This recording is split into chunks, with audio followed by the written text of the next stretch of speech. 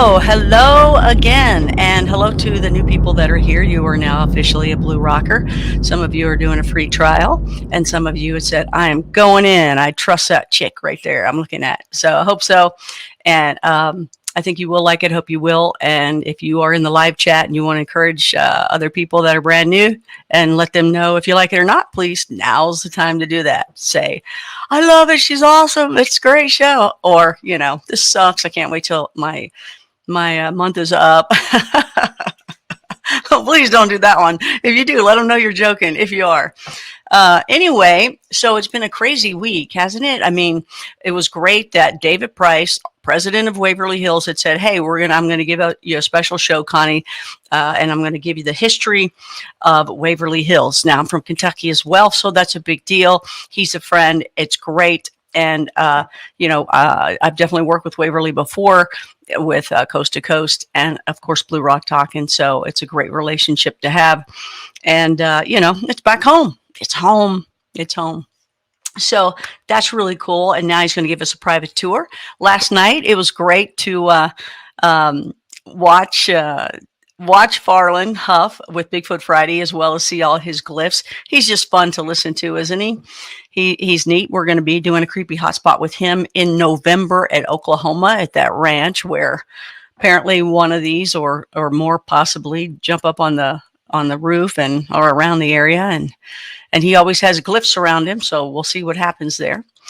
This month, our Creepy Hotspot is at Blue Rocker Hill, deep into the Rockies, and Sasquatch Journey will be taking us there. That begins next week, and that'll be a 3 to 5 night place. Live streaming from there. We start with the history and prep next Wednesday.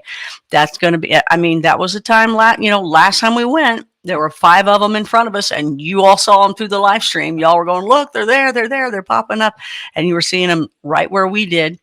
Now, apparently that spot, and there were 3 behind us, and red eyes and lights to the left, and lights all over, and sparkles, and this and that, just everything was happening at that point. It was definitely a very active spot. And now Sasquatch Journey, I believe, if I read everything right that they sent me, they went there today, and there's a big fire ban. There's nobody there. It's like, you can't do it. So I think they found another little spot right around the corner where we should be okay.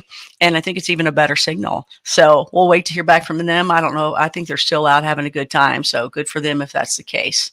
All right. So what else? That's pretty much it for now. We have switched over to the new platform. And so I'm going to see if it's live over here. It's supposed to be live on the site too. Those of you that are new, we do the live over here in this format because it's got live chat. It's fun. We all like it. It works in so many ways. But I'm also, I don't see it showing up. I'm not sure how to do it either. Darn it. It should be over there showing up. It should be showing up. So I'm trying to do it over there as well so it can pop up. Well, I hope it might be popping up over there. Maybe I just don't see it. But I hope so. Maybe it is. Maybe I'm not subscribed over here and it won't let me do it. That's probably what it is. That's probably exactly what it is. I don't have all the passwords set up. How you have to do all that kind of stuff. It's like, come on. I can't do it on every one of my devices here. So I'll just look real quick and see if it's showing up. Oh, I think it is. Nope. Is anybody watching it over there? I know everybody wants to come here. Oh, okay. Let's see. Watch now, live. Oh, yeah. Okay. So if you go to bluerocktalk.tv, you can do it. And there I am. Oh, I better turn that off. Yay. That's probably why I'm not getting the good sound. I'm going to cut it off here, or at least lower it. Okay. Yay, it is working. That's so nice. Woohoo! You don't get the live chat though over there. You get the show. You don't get the live chat. So anyway, we're over here at the new one, and now we're bringing in people, doing a little marketing and promoting. So if you like the 30-day, please join. If you need a coupon, let me know while the coupons are available. There are certain ones I can make, and they last until they're gone. So just let me know. And most of you have hit up those good deals. So that's great. And we hope you stick around because we think that you'll like it. Let's see who we do have in the live chat real quick before we head out to David, who is there at Waverly Hills. We got Dr. Mulder in the house. He's been there at Waverly Hills before. Uh, Brad, tell everybody what you think of Waverly Hills and the time that you had there. Little bit of a creepy place, and it's huge. It's a huge building for those of you that have never been there. Pat in the house, Jesse. I saw Jesse in there earlier. Chantel doing it for us. Hey, woman. George Pennington is also here. That's great, George. Sometimes I see you at the very end and you're like, hey, I missed it or something like that. It seems like Chris is here and Michael. Hey, Michael, good to see you again. Sandra Ridgway. Whoa, what's up, woman? David is in the house. He's ready to go with us. And these are only the people that I can see right now. Deborah Spurlock, Bob, and Devin, all new people. Thank you so much for being here. And a couple of the other ones ahead that I mentioned are too. And I know there's more of you in here. I just can't see you. But thank you and welcome to the show. I hope that you also go back and you guys see all the archived shows that we have. They're fun. And if you go to the calendar, if you want to see the live chat part of it, I mean, you can. I think for the most part, I've kept that in there. So if you go to the calendar up in the top menu, you can see some of the past events. And I think they do have where you can be taken to the shows that have the live link. I don't know if I kept that in there or not because I like pretty them up and then put them in the archive. So you can go to them at any time. And usually the chat, it does not allow me to put that in there. I think the chat's important. I like the interaction. And you guys do too. So I don't know, some of these people that are putting these programs together, they don't always want to include that. So anyway, I do my best to make it interactive, and I like it. It's fun that way, and so do you guys. That's what makes it different and video. And last night, by the way, I was on Coast to Coast, which I'll be on next time, February 5th or 6th, whatever, February. Whoa, I'm in another time zone, aren't I? September 5th or 6th, whatever the Saturday night is, I'll be on. But I was on last night with George. We did our Where's Willis that we do. And nobody can say it better than George Norrie. Where's Willis? And brings me on. And I was talking about the last Creepy Hotspot that we were at, you guys, where I've got that really cool little 60-second promo for you that gets you pretty excited. I had a lot of good calls on that one. People saying, man, what is it? What is it you're seeing? So we will have a live chat at one point talking about that with the four of us that were there later that night. And tell you what it's all about and what we think. And it freaked out. Two guys that can be in the wilderness and just lay on the ground and sleep out there with all the things that are there, not just the Bigfoot and the beams of light coming down on them, but you know the bear and the elk and the moose and anything else. They are not afraid of anything, and it was chaotic. I should have filmed that part. Used it against them forever. No, I don't want to do that. So, all right, let's go. And I just want to say hi to some of y'all in there. Oh, Bob, very welcome, Bob. And that's right, Michael. You have to log in, I think, too. Just easier to use the link from the email from the app. Yeah, just make sure you get your email notifications. And but if you do want to know where the live stuff is, I have it in the welcome area. But go to the site, and when you go in, is when it opens up in the top menu. You can't see it if you're not subscribed into it. It's only for people that have subscribed. So you go to the top menu and it says event calendar. You go there and you'll see the link in there. And I put the link up kind of more at the last minute because we keep having new people that join. And then if you I don't know, I just put it up kind of like a day or two before. Too much ahead is just, it gets too crazy for me. Okay. All right, everybody. So let's bring in our guy because I know he's got tours later tonight. So he's given us this special preview and this special private tour. And this is exciting. So let's see. Hold on, David. I'm coming.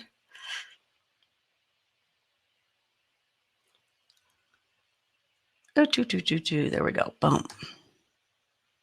All right. Might have to put on these glasses. I put my contacts in so I wouldn't have to wear glasses, but I still have to do reading glasses, so I'm still doing glasses. Hey, what's going on, dude? Woo! Hello, hello. Wow, look at that building behind you. You look tiny. Feels like it. You poor you. You're there all the time. Where how long have you been at Waverly? Guess better part of 16 years now. Wow, 16 years. And It's been I a don't know. while. Yeah, I don't know how long I've known you, but I see you there a lot, and you're always there. And now I appreciate that you have come up.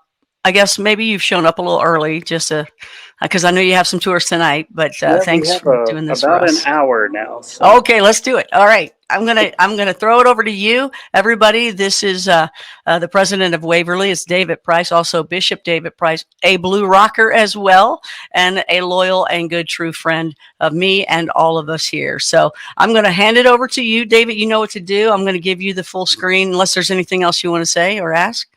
well, first I'm going to introduce you to someone. Oh, okay, cool.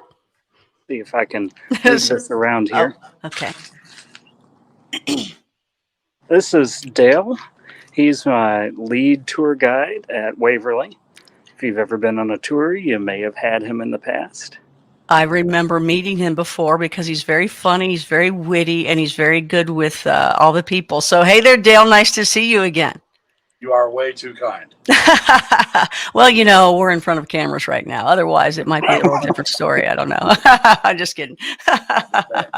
Thanks for being with us and helping us today. My pleasure. He's got a matching bandana mask. He does. He's coordinated. That's nice. All right. So I'm going to give it to you. All right. Okay. You and Dale. David and Dale at Waverly Hills and a private tour. Let's see if we can. There we go. All right. So we're going to give this to Dale. I'll let him tell you a little bit about the building and the grounds while we're out here in the front, and if you want to take it from there. At the turn of the 20th century, Jefferson County, Kentucky had one of the highest TB outbreaks in the country. The reason why? Louisville was basically built on top of a swamp. A lot of people do not realize that this was a huge undertaking. At its largest, Waverly was over 600 acres, 28 separate buildings. They raised their own crops, their own animals. This is a completely self-sustained community out in the middle of nowhere. You guys are looking at what a lot of the nighttime people don't get to see. All the nighttime tour goers, they never get to come out front. And I grew up about 5 miles from here. And when I was a kid, you could drive up and down Dixie Highway. The trees weren't so tall. We always called it the castle, even before it closed the final time. And there's just something about the front of the building. It doesn't matter whether it has windows in it or not.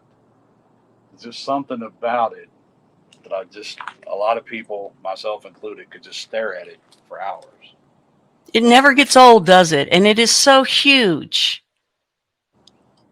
Roughly 180,000 square feet. Wow.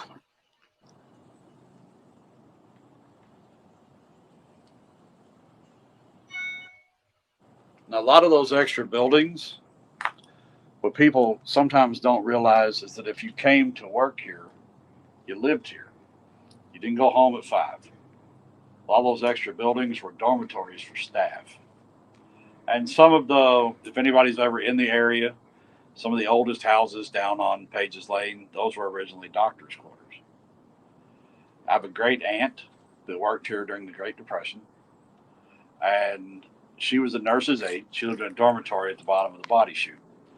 And because it was a little bit more climate controlled, she walked up and down that thing every day to get to work.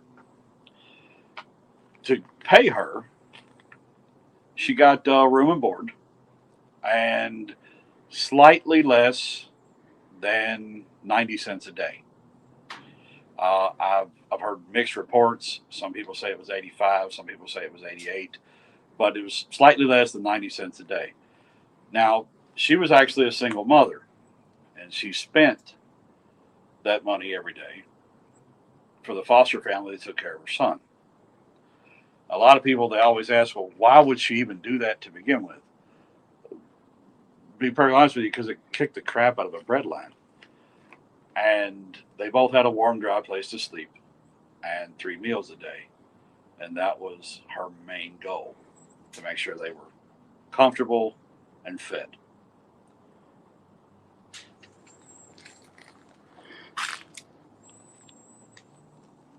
Okay, we're going to walk toward the door to go inside, and we'll head into the cafeteria wing.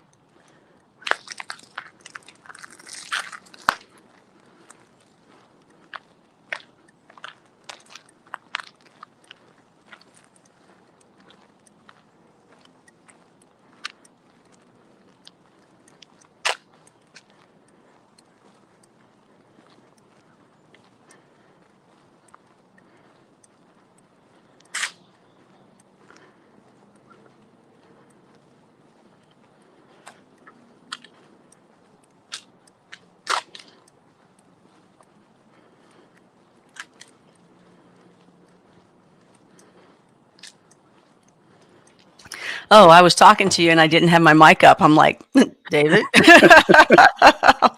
Where'd you go? I'm a dork. So if I'm correct, when you drive in, you actually come in on the other side. So you rarely see this side. You do. This is only seen on private tours and overnights and the Sunday historical tours. Yeah, and it looks so different when you see a picture from there. It's like, wow, that looks so different on this side. And I know you had said the other side where you do drive in, and that's the first thing you see. You said that's all ripped up and torn up, right? Yeah, I will show that to you here shortly. Okay. What a pretty day. It is. For a change.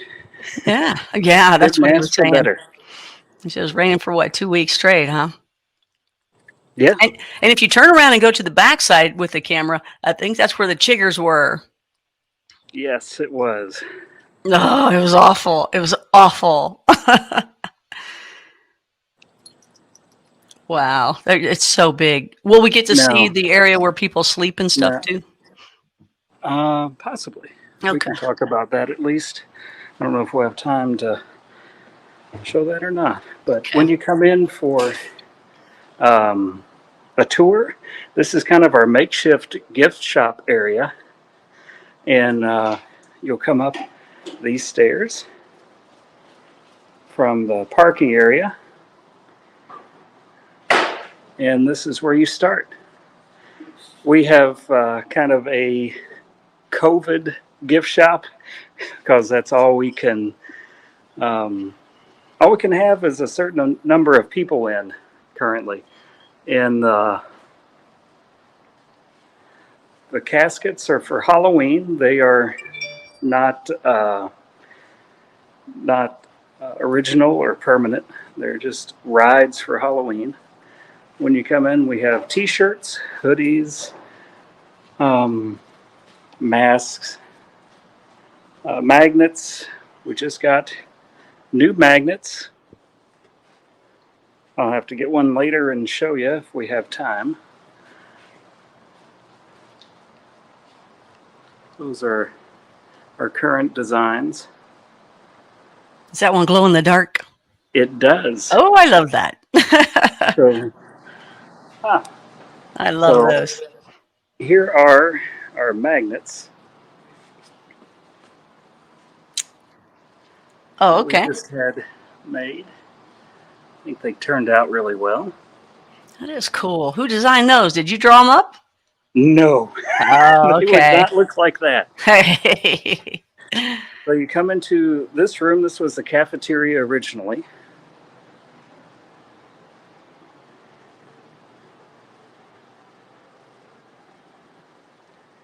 And this is when we had the investigation before. This is the room, kind of our safe area that we were stationed in last year. Looks like a huge spider at the end. Is that a spider? It is. Oh my gosh. For Halloween. Like, is that a spider? Oh my gosh. Yikes. We had talked about the other night that nutrition was a huge um, uh, staple of their treatment for tuberculosis, and this room was open 24/7 for. Um, if you wanted to come down and get something to eat, you could. The other side was the kitchen. And what's this area? This is the kitchen and then Oh, it is. bakery. Okay. And I think, let me get Dale back here. He's going to talk a little bit about it. The Okay. thing about, in modern times, nutrition sounds absolutely silly. How did they not know that eating better would be good? But it was actually radical because before that, they would cram as much raw eggs and milk as they could down a person, even more than they could digest. Oh, So 3 well-balanced meals a day was unbelievably welcome. I can't even imagine what it smelled like. ugh. And sometimes you do get smells here. We've had smells of fried chicken, pies, bread baking, things like that in this hallway. Nice. Can't do better than fried chicken in Kentucky. No.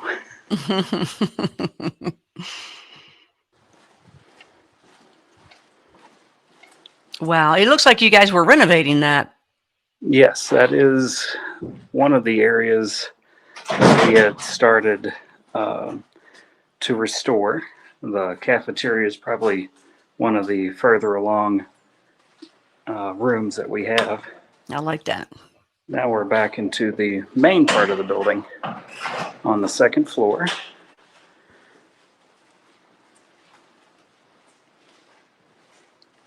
This corner room that we're in is an atrium. They had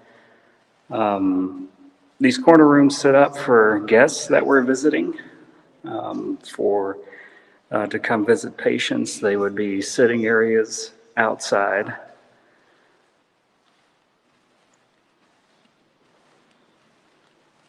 Can they see pictures? Should be able to. Would you like to see a picture of what it looked like from that angle? Yeah, so from where we walked in, this is what it looked like before.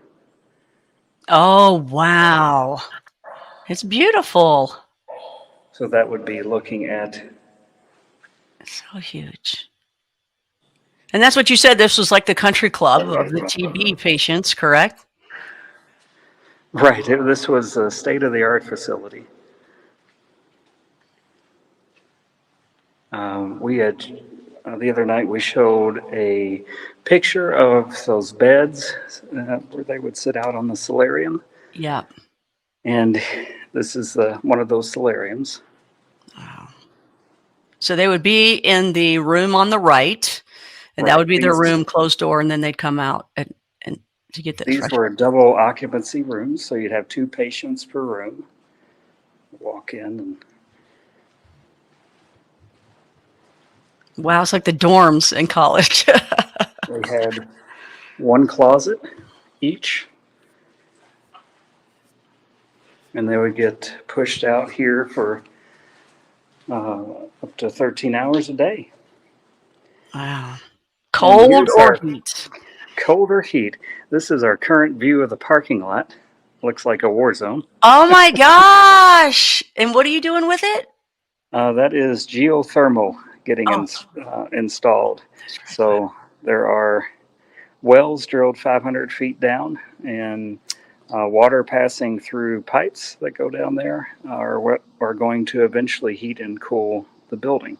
Wow. Now, you had said that a whole bunch of bodies, hundreds, were buried there that were never claimed, or the family came to take them. And you said they were buried on the property. So apparently they weren't there, or did they run into anything like that? No, didn't run into anything. Oh. They weren't there. That's good. That would have been a horrible thing, I would think, for them. You want to talk a little bit about out here? I can. Thank you, Dale. Oh, you're very welcome. For people coming on tours and overnights and doing records with them, we know that the room directly behind me in the mid-50s was occupied by a pair of sisters, Audrey and Lois Higgs. Now, unfortunately, Lois died in this room at the age of 28 years old in 1956. Her sister Audrey made it. She got out. Now, what I want you to understand about Lois is she was here for a really long time, right at 7 years.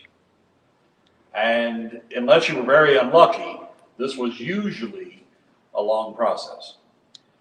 Towards the beginning of her stay, her health had taken an upswing temporarily. And she was allowed to go home on furlough.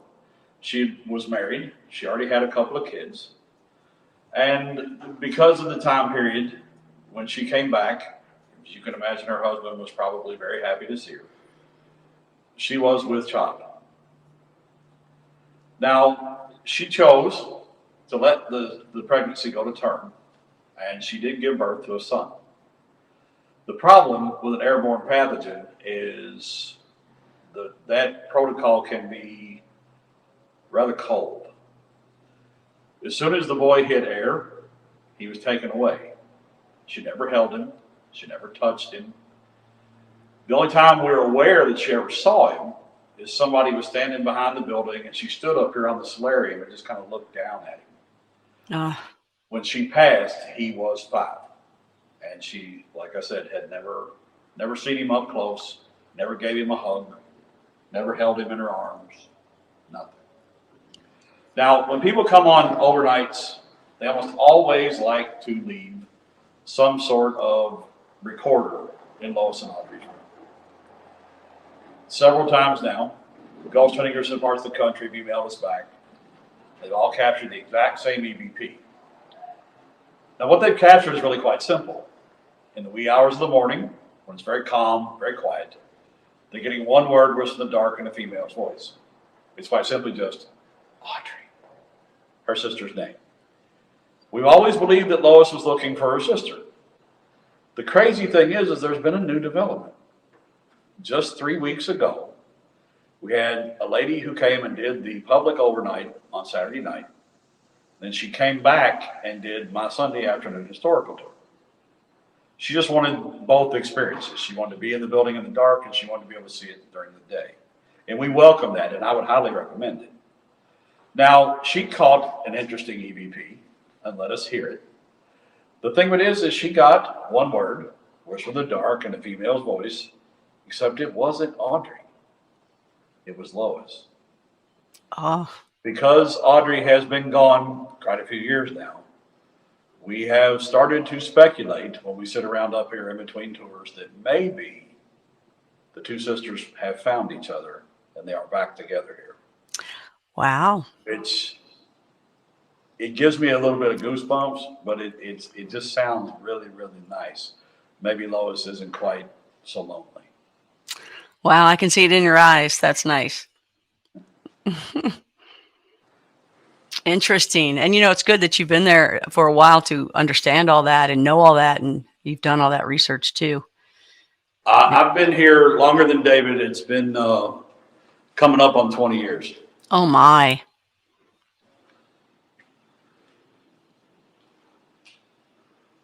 You must have started when you were like 6 years old. Oh, I'm an old man.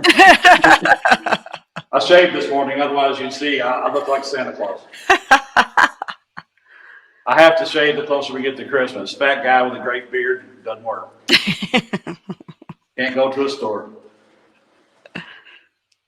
It's a shame that people had to do the graffiti on there. What happened? Why does that always happen? And obviously it doesn't anymore, right? No, we have security 24/7. So nobody gets close to the property without us seeing them first.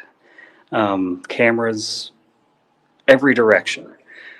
But prior to that, the previous owner just kind of let whoever wanted to come up and do whatever they want. When they got the property, trash was literally piled in the hallway, 3 feet deep. All the damage occurred in a span of about 13 years. Most of it in 6. Yeah, a lot of it in 6. The rooms on this side of the hallway you'll notice, are just one-person rooms, one closet. Wow. These are the terminal rooms. So when someone passed, they could be wheeled out of this room. They would have the double doors leading to the rooms facing the solarium closed. And then straight down the hallway to the elevator that goes down to the morgue. Oof.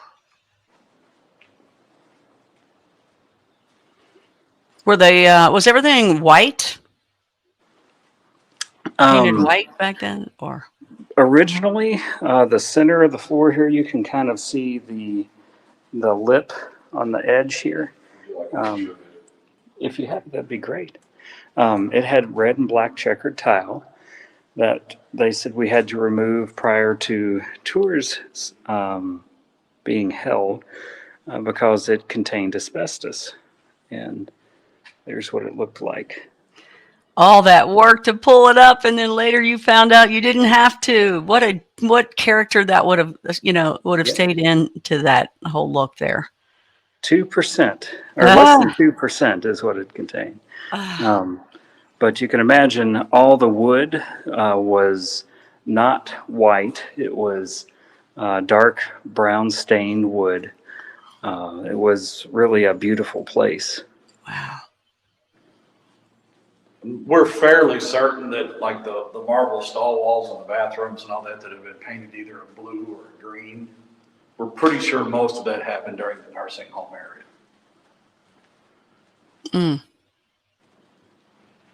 Because I can't think of a reason why you would ever paint marble. I was going to ask, why would they do that at all? Yeah, that makes no sense. But I guess they had a reason.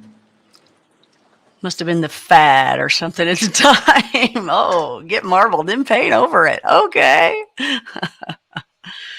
Had to be some reason for that.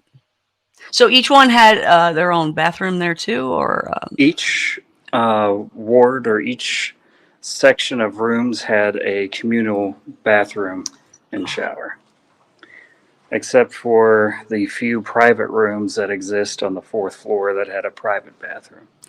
So for the most part, they weren't really bedridden. They could get up and walk around, correct? Yeah, that was encouraged. Okay. I mean, they wanted them to rest, but yeah, they weren't so sick that they couldn't. No. Okay.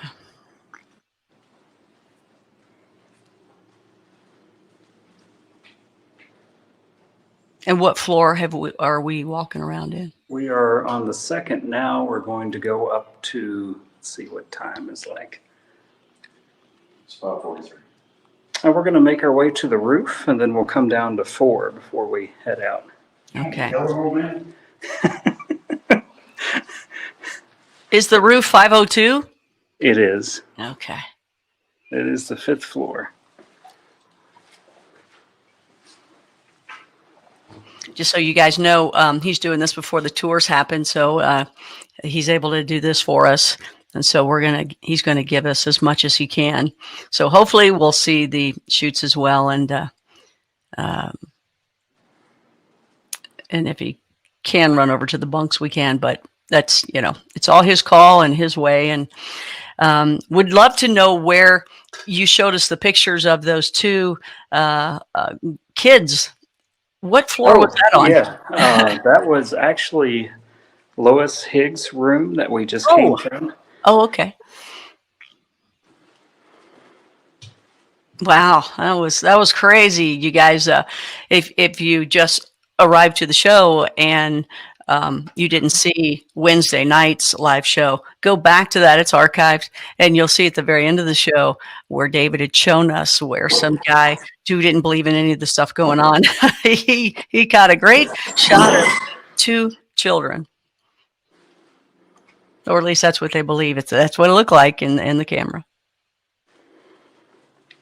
On a FLIR, right? Wasn't it? He had a FLIR. It was. Oh, black and white thermal imaging camera.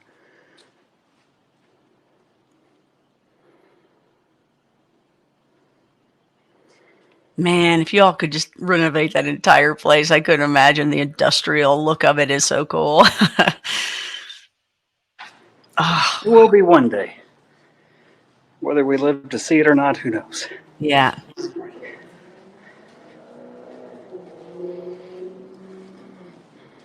Typical Dixie Highway traffic going by. It is. The view is spectacular. Yep.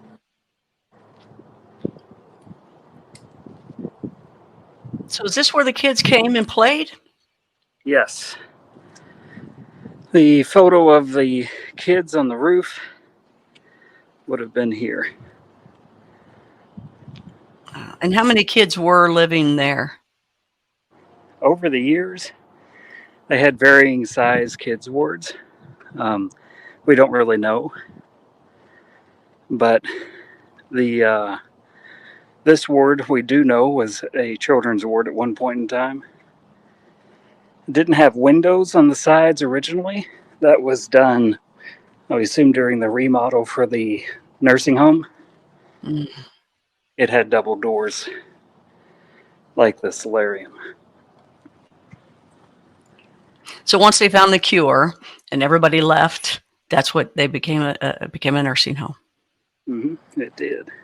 And was it for like upper class? Was it pretty expensive or? No, it was not a place you would want to be. Really? What? Not want your grandmother there. Why is that? Already haunted? No, they had a very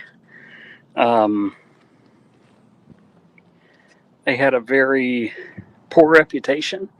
They were closed down for abuse and neglect.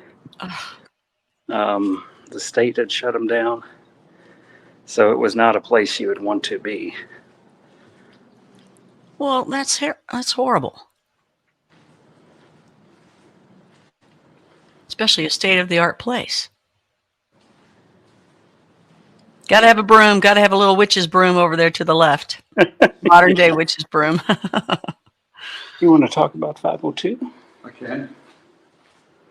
Thank you, Dale. Oh, you're welcome. Oh, look on Dale's back. Holy cow. Ah! 502 is probably the most famous room in the hospital. There are almost as many urban legends about this one single room as are about the entire rest of the hospital combined. The problem with urban legends usually have a grain of truth somewhere, and the rest of it tends to just be exaggerated, fabricated. It's generally garbage. Now, what most people think they know about 502 when they come up here is not true. I know they've seen it everywhere. It's still wrong. The thing of it is research up here never stops. When we get definitive proof that we have said something that is wrong, we retract it and we fix it immediately. Now, most people come up here thinking that a nurse hung herself in there, and she did not. She actually hung herself from a light fixture out here in the hallway across from the elevator car. And most people think she was pregnant. And she wasn't pregnant. At least, not anymore. The big gravel parking lot you guys saw out there that's got all the trenches dug in it, that used to be a large ravine with a cistern and a washout for every floor. The baby's body was found in the 5th floor washout. Now, she had contracted TB. It is possible the baby was stillborn. She was sick. We're not sick people. Postpartum depression is very real. It is possible she came out in this hallway and decided to take her own life. That's not only possible, it's plausible. However, more than one researcher on more than one occasion has suggested this may have happened just a little bit different. You got to understand this happened in the early 30s. She got pregnant by a doctor who was married to someone else. Now, I realize in today's Facebook age, that don't seem like a really big deal. But for the 30s, that was huge. You got to remember the mindset. If your daughter came home pregnant and not married, more than likely you would send her to a home and never allow her to come back home.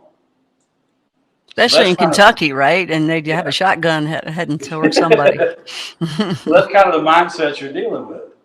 Now, because he was a physician, and because they did perform this procedure here, well, they suggest this may have been something as sinister as an abortion gone wrong, and they staged the hanging to cover it up. Unfortunately, no one will ever 100% for sure know exactly what happened to her, just that she was found out here in the hallway. Mm. Now, all this negative energy seems to have manifested itself in room 502. The off season, we get a lot of strange lights we can't explain. We've had to come in and clear the floor more times than I can count for absolutely nobody in here at all. The overnighters, they do a lot of EVP work. They get a lot of shadow play. And a lot of them anymore, they do a lot of spirit box work in there too. With some fairly interesting results. Like? They get a lot of activity up here. They get a lot of responses. The spirit box, I'm not going to lie to you. For me, the jury was out for a really long time on that piece of equipment. I just hadn't really made up my mind. And seeing it up here with somebody who actually knew how to use it, I became a little bit more of a fan. It's definitely something worth investigating more. If you're not into it, check it out a little bit more. Don't just write it off out of hand. So what happened that changed your mind there? What did you experience or hear? That night they were talking to an old man who said that he had been here.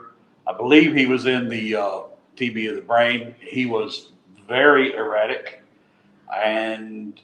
but he still was coherent enough to answer basic questions. We know he was here. We know he was here in the 30s. We know that we know he died here. And we know that his wife was somewhere on the lower floors and he did not have any idea what had happened to her. Mm. So it's that kind of thing. The stories about whole families being wiped out here is pretty sad, but true.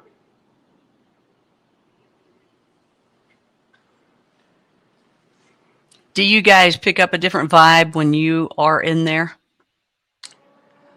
Sometimes you do. Sometimes it's just a room. Sometimes you feel a real heaviness when you walk in. How you doing right now?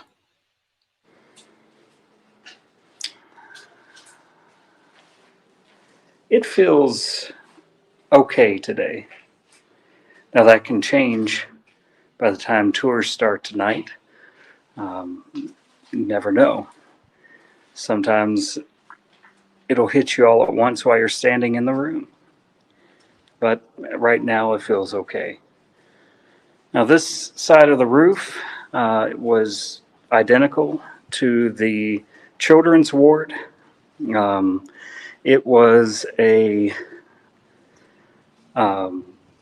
had beds and double doors, no windows. But this was where they housed patients with TB of the brain. Oh. So a few lobotomies, like you said, and Electroshock therapy gee. was common.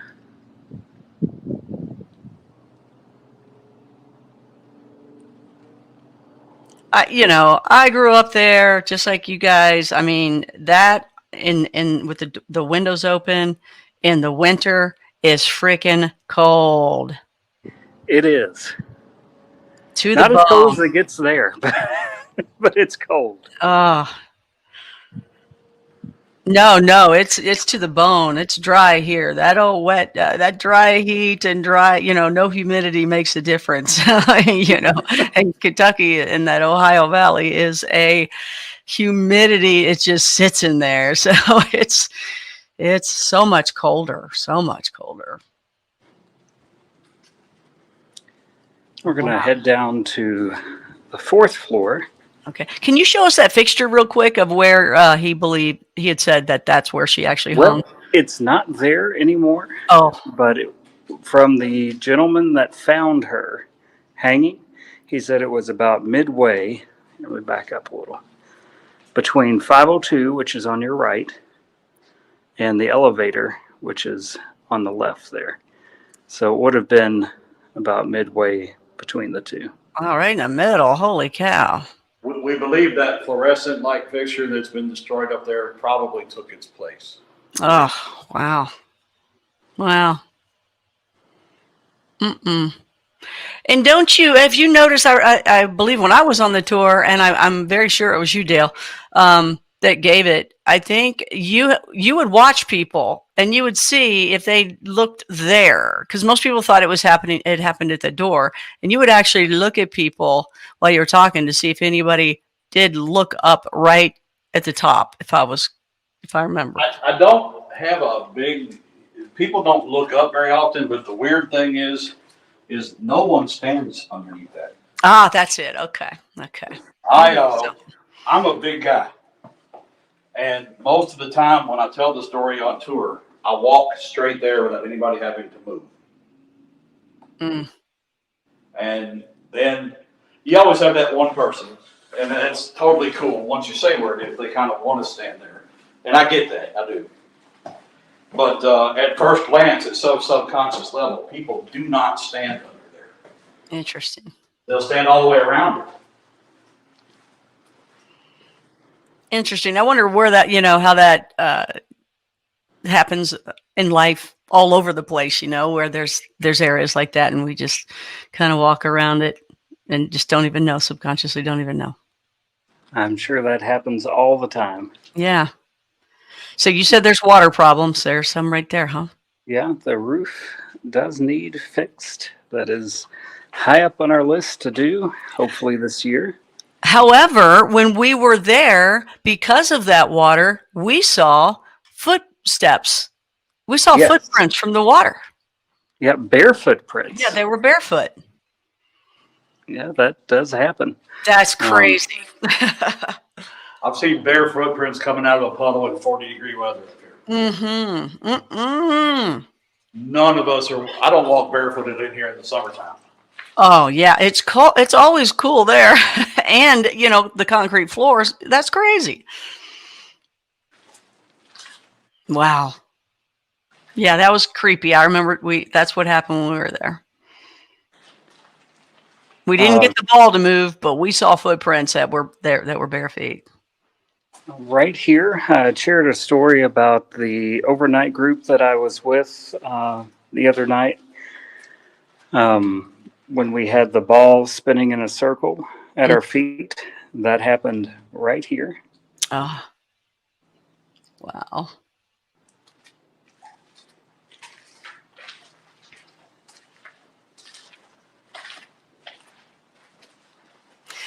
That would have been pretty creepy.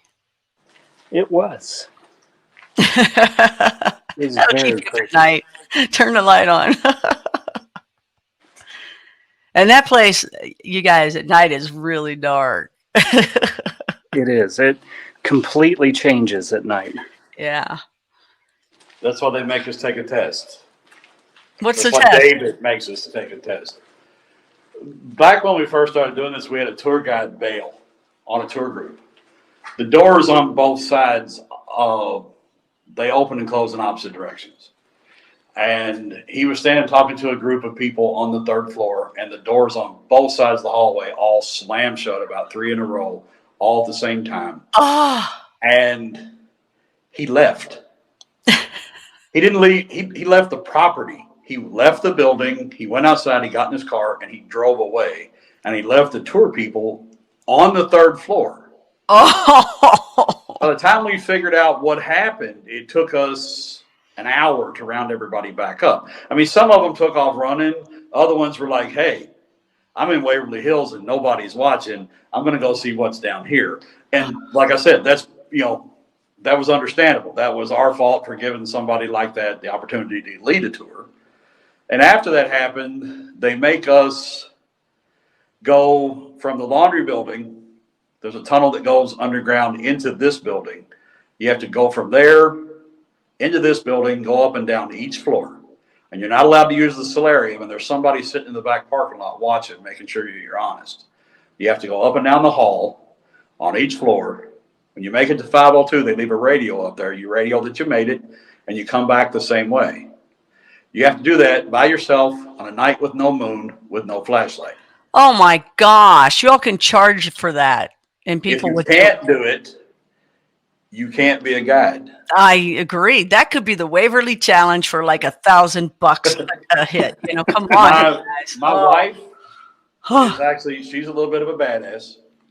She did it better than anybody else. Really? Because the night she had to do it, she went last, and it took her an extra 20 minutes. She locked all the doors on her way out so nobody else would have to come back in.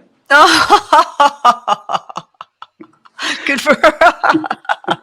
That's excellent. Yeah, I was going to say, I think your wife works there too, right? That's what I thought. Yeah, she's on the board with David. Okay.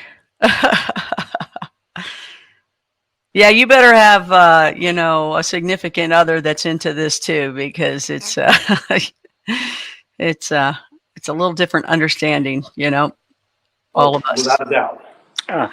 We'll stop here for a moment. This is an example of one of the private rooms they would have had. It was one bed, one closet. Still wheeled you out on the solarium daily, but you also had your own private bath. Ah. So there was it's a shower and toilet? Yes. And a sink. Okay. Wow. Oh, and as you said, a lot of, I guess, males and females on different floors, but they would congregate and have little parties and little romantic time. They did. and other little kids would show up. Tell them about the no passing. I did. They had a newsletter for each ward that were handmade of all the latest gossip of the ward, and they would pass notes. Let's walk back on the solarium for a moment. They had metal screens over the large openings in the solarium. And say if you knew someone was on the floor below you, you would write a note, tie it to a string, pass it through the hole, and down to the floor below so they could get it to whoever it was addressed to. We had stories from former patients of they would sneak out and they would make the 10-mile trip into town to grab a hamburger and sneak back, which was strictly forbidden, but it happened. Very much violated social distancing. Absolutely. Absolutely. What is the word? I mean, it's amazing now that here we are in another situation. This would have been a great building to have open now with what is going on. The crazy thing is when you realize, depending on what year it was, because the rules change constantly, but there was a time when that atrium we started in was used for visitation. And you know what one of the rules was in there if you were visiting? You had to stay 6 feet apart. That's something. So really, the masks, we've all seen pictures from the 1917 with the masks, the staying 6 feet apart. Nothing we're doing right now is really all that new. Yeah. This is new to us. Wow. And Chris said that there was a old tuberculosis hospital in Louisville, Ohio, that was abandoned. It was constructed in 1926 called Molly Stark Hospital. That's interesting. I'll have to look it up. Something about the name Louisville, I guess, as well. That's strange. And built the same year. Wow. You'd think you would already have known that, You'd think that would have been. Yeah, that's not one I've heard of. But the room we're in now, as unassuming as it looks, is actually the main OR. Oh yeah, this is it. This is where, by the way, right there, if you go down and over just a little right to the right, a little bit, right there is where I was, and something happened. I can't remember what it was, but something happened right there, and that's where I was standing. And I I can't even remember what it was, but something happened while I was right there. Yeah, there's a lot of things that happen in the OR. They had some pretty gruesome treatments and surgeries that they would perform. You want to talk a little bit about the medical? There were several procedures done in here.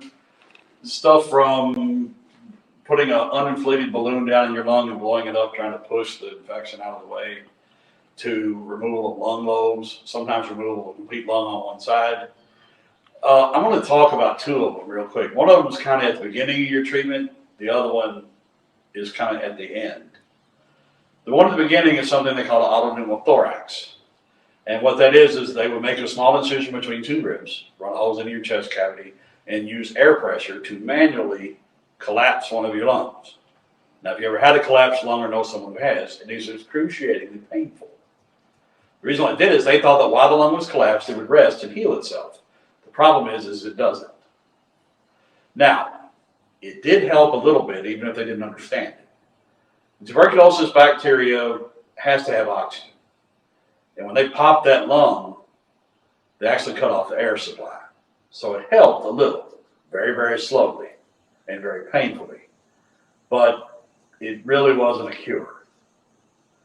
Now, fast forward, you're not getting any better.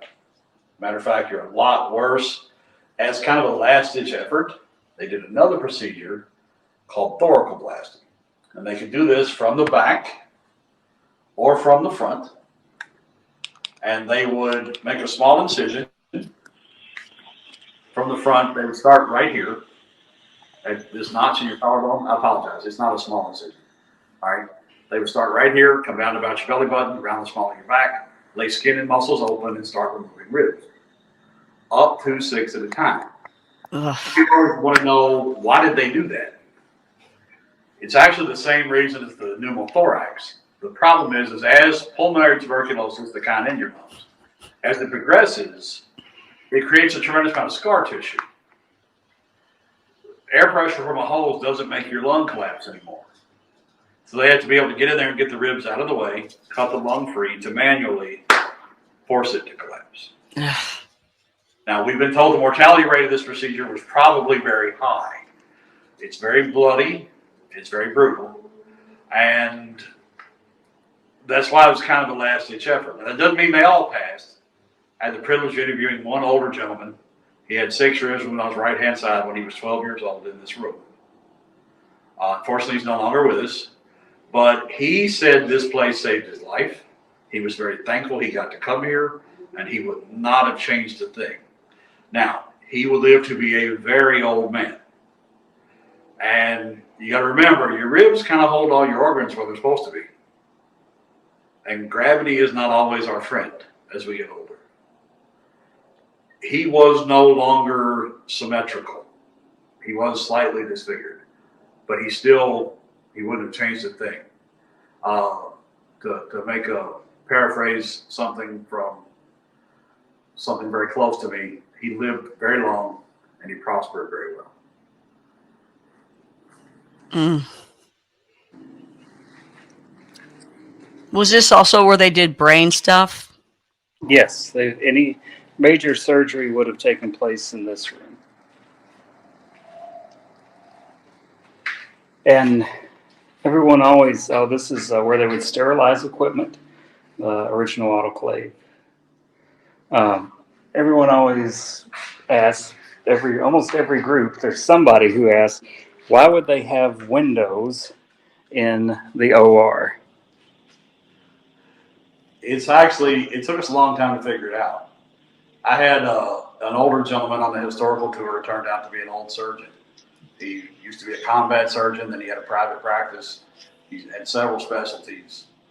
And when somebody asked me that on tour, and I explained that I had no idea why all these windows were in here, we have a volunteer that's an OR tech, and the windows drive him crazy. And when I said I didn't know, the old man kind of started giggling, and I looked at him, he goes, would you like me to tell you? I said, sure, I would love to know. He said, take it from an old doctor. He goes, the anesthetic they had in here when they started was ether. Ether goes boom. these lights were very, very hot. So there's no 5th floor where we're at. We're on 4. So the OR is kind of crammed up in the corner away from everything else, on top of everything else. So if the explosion goes up, it's not going to hurt anything. It will take out the least amount of life. It has ventilation, both to let the fumes out so they don't blow up, and hopefully your doctor and nurse wouldn't pass out mid-procedure. We listened, we did a little research, and it turns out he was right. That's why there's all these windows in here. It's strictly to get the ether fumes away. Wow, I didn't even notice, much of a difference because everything else is all about open windows. So, Yeah, when you think about it from sterilization. Oh, right. Sure. Yes, absolutely. Well, I'm sure the doctors were smoking while they were doing it. from the fire, everybody's just smoking away. Yeah, that wouldn't surprise me in the least. Hey, forget that little cigarette over there. Give me a big stogie, will you please? Thank you very much. Yeah, let's just have everybody's stogies on the house. A little bourbon going on too from down the street. Maybe a little moonshine happening as well. Why not? We're in Kentucky. We don't notice any difference at this time. We're going to head down to the 1st floor and see the morgue. And then I think we'll have time to briefly look at the body chute, and then we'll have to get going for tours. Okay.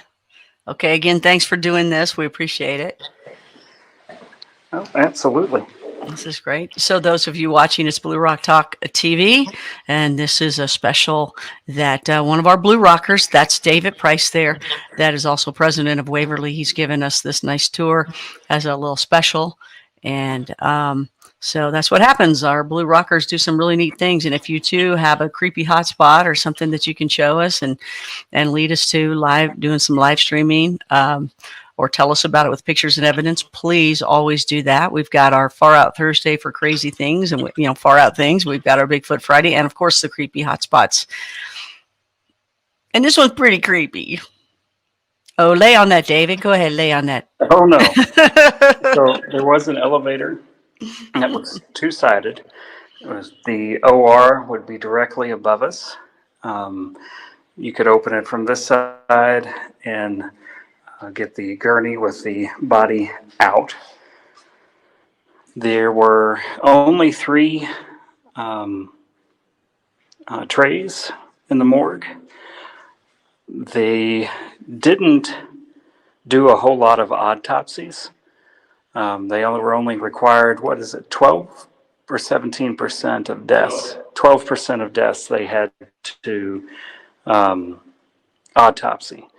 And you can imagine with a death an hour, that probably... Oh my gosh, we didn't see the video yet and just heard that noise. I didn't see the video yet and just heard that noise, and it scared me to death. I'm like, oh my gosh, what just happened?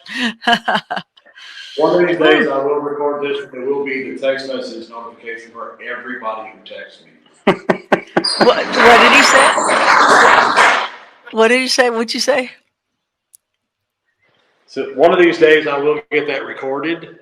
Yeah. And it will be my text message notification for everybody who texts. Oh my gosh, that's horrible sound. So the would only use this for bodies that were not going, that had to be held for some reason, either autopsy or weren't going down the body chute. Oh, I bet we can't get through here. So, David, you're not going to go into, you're not going to lay in that thing and just feel around a little bit and just wait and see if something touches you or you feel anything? You don't want to get in the drawer?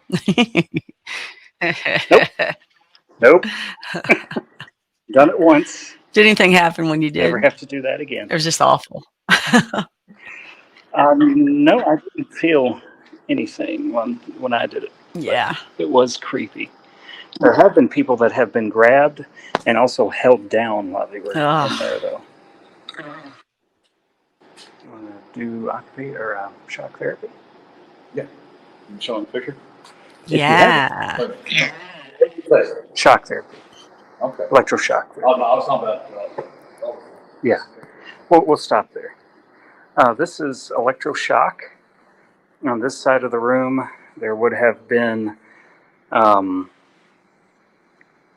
chair, and on this side of the room was a window and control. You still have the control panel.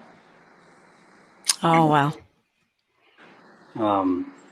But if you want to talk a little bit about This room, it's probably my least favorite room in the whole hospital. I am not sensitive in any way, shape, or form, but this room, I just really, it makes me uncomfortable. The whole idea of losing your mind to me is one of the scariest things on the planet. But this room does give false credibility to the urban legend that this is an old insane asylum, which, believe it or not, a lot of our guests come thinking. And it was never an insane asylum. But electroshock therapy was used for people who had TB of the brain because they've become rather off. And that just makes people automatically assume that it had to be some type of insane asylum, even when it wasn't. That and the terminology. Actually, no disrespect to teachers, they never have enough time to do anything they're supposed to do, and they do not have enough time to teach vocabulary anymore. And the whole difference between the word sanatorium and sanitarium throws people off because people don't realize there's a difference. Yeah, tell that difference again there. Sanatorium in its basic form is basically an extended stay hospital, and that's what this was. Like I told you about Lois, it can take years before you either got better or didn't.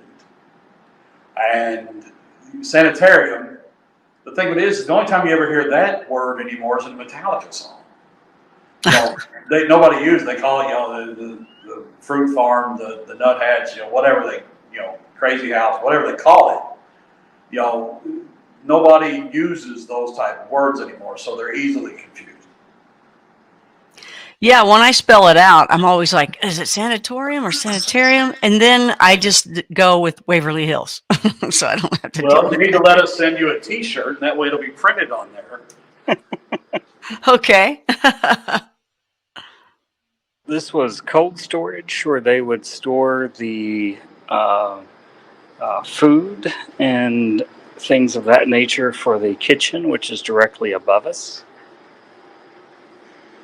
And this room was the overflow room. It's blue for all the blue rockers that come to visit. Here you go. This could be the blue rocker room. I like it. But this 2-story wing. We do have air conditioning, and it is a lot of the work has been done for renovation. Wow, that alone, I would think to air condition that area, it's just so huge. The bills must be crazy. Not too bad with geothermal. Oh, okay. Well, you're just now getting it though, right? What you saw was for the 5-story portion. The 2-story is done. Oh, okay. This wing is done.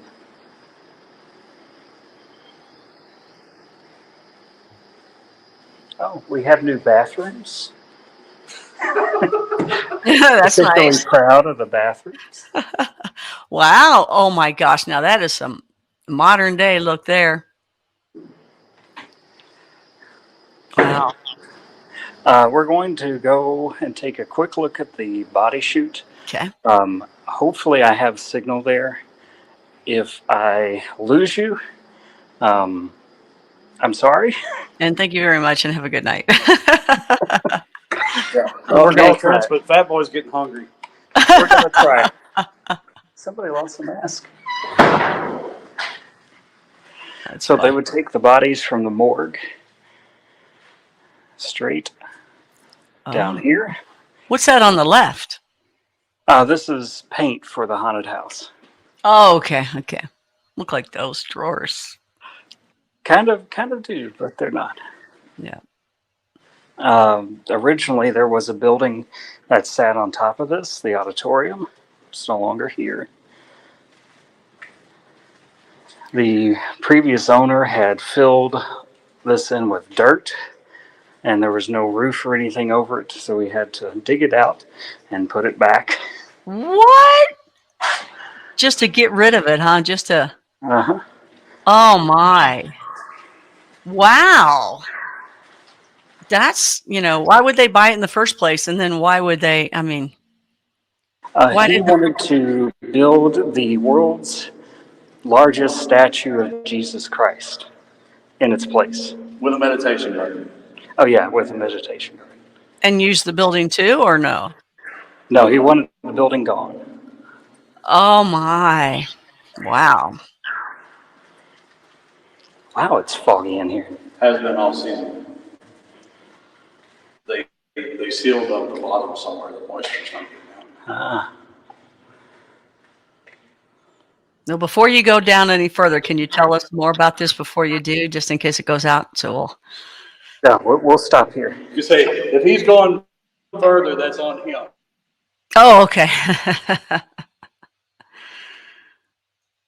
I'm not going Oh, you're not. Does that scare you a little I bit? can tell you about it real quick. They didn't build this tunnel for body shield. It's all. We may have to walk back. Yeah.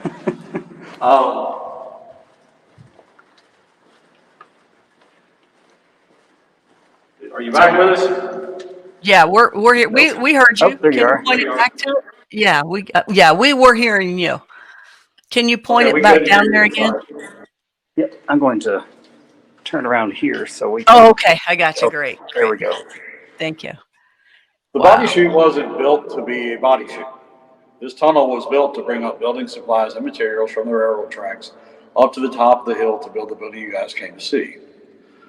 Now, the solarium, people could be out there for hours, days, sometimes months.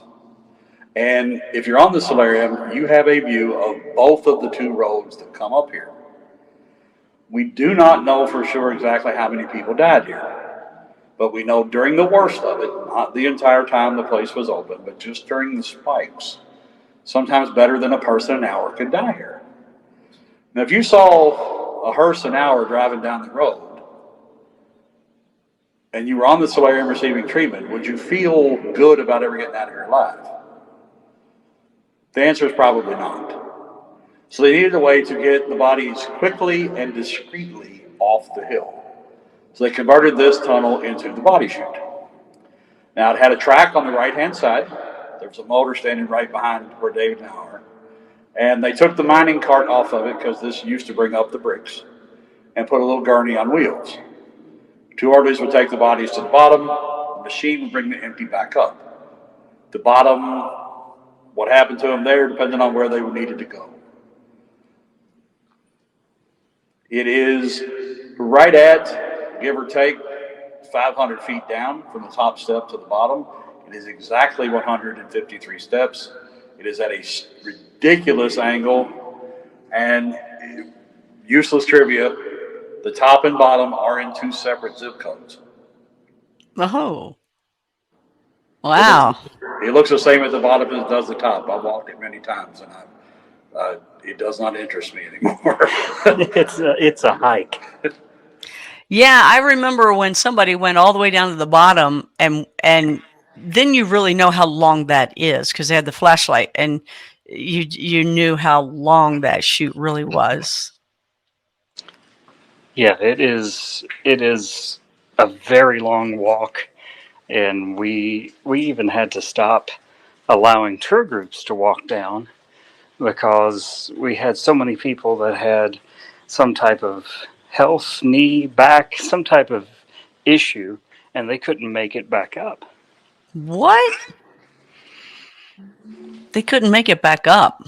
No, because they needed help to get back up.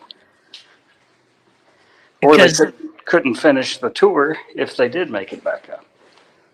What happened? What do you mean? They didn't would feel just good? be- yeah, they would be ill or Ah, injure their knee or leg, or people with heart problems, things like that. So we just ended up stopping on tours. You walk in and look down, but we don't walk all the way to the bottom. oof. But we're going to have to get up and welcome our tour people. Okay, can we follow you outside, or did you go back outside? No, we're going to be going Oh. right up the stairs here and Oh, okay. right where we need to be. Oh, okay. All right. Well, we want to say thanks for doing this. Let's see. You see your face now. See if I can. There we are. Get back and see your face. Is that your all's head? I just see dark now. Can you see? Yeah, Here, right. Let's walk in here. This will be Okay. lighter. There we go. There's at least David. There we go. There's Dale back there. Thanks, you guys, so much. We really appreciate you all taking the time and doing this for us. That was great to get a private tour. And, now you got to go to work. It's absolutely my pleasure. Thanks for listening to me babble. Absolutely. We love the babble. We love the babble. So thanks, you guys. And Dale, this is the Blue Rocker sign. So there you go. There we go. He's Very good. similar. He can do it. I love it. Very similar. But you got to go like this. So it's a whole different, changes everything, right? Depending on which finger you stick up by itself, it all changes. It's all a different signal. It's all meaning different messages. drastically. Yeah, exactly. So thanks, you guys. We appreciate it. And have a good rest of the night working. Okay. All right. Thank you. All right. Thanks, you guys. That is Waverly Hills right there. President was David Price and also a Blue Rocker, and that was Dale too. When I did the tour, it was Dale that did it, and I remember him talking about his wife too. I think she might have even showed up too, but I do remember having him, and he's really, really good, as you could tell, and really knows his stuff. And right on. So, all right. Thanks, you guys, for showing up. It was a nice special. We usually don't do a little Saturday thing, but that's what, lots of surprises along the way. So Creepy Hotspots will be the next thing. We're going to be doing the history and the prep with Sasquatch Journey going to Blue Rocker Hill. That starts on Wednesday night. So always go to the event calendar. That will tell you what's going on. And also, because it's a new format, on the front page, it will say what the events are going to be for August. But go to the events calendar, and that's where you will get the link. But of course, now you can also see it on the actual BlueRockTalk.tv. You can see it actually there live. Just won't get the live chat at that point. So if that's not a big deal for you, then you're fine at that way too. So, all right, everybody, have a good rest of the night, and we'll talk to you soon. It's Connie Willis here on Blue Rock Talk, and another special for you. Night, everybody.